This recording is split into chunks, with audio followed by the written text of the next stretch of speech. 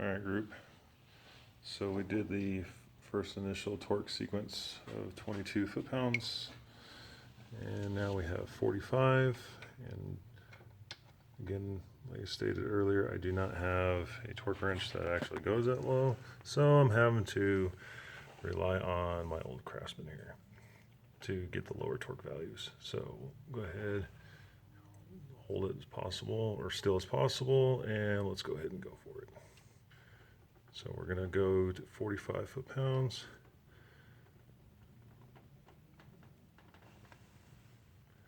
You just want a nice sweeping motion.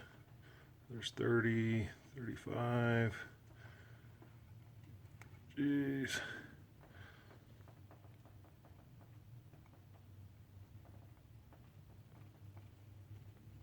And 45. That's really hard to do, holding the camera and torquing it. So what I'm going to try to do here, maybe, set this up. Let's see if that will work. Probably not. Nope. Go over here. Yeah. Kind of, sort of. So we did number 1 already. We're going to go to 2, 3, 4, then 5, 6, 7, 8, 9. Anyway, just basically start in the middle, go around, and with that sequence, it gets the head to seat properly. That way you don't have any crazy warpage. Ideally, you don't want it to be too terribly hot or too terribly cold.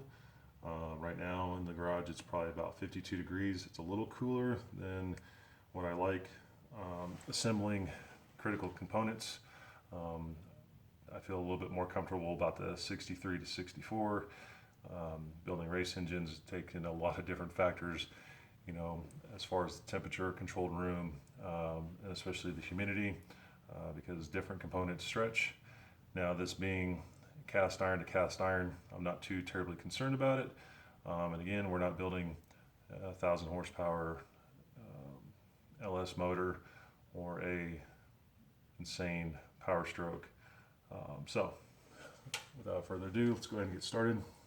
Ideally, you want to go ahead and try to capture the torque in one sweep. So let's go ahead and get started here.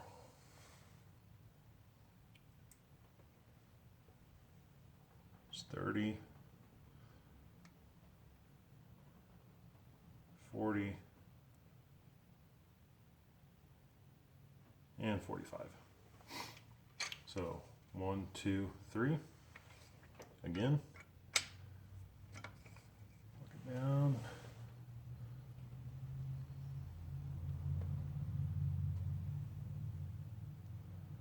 $30,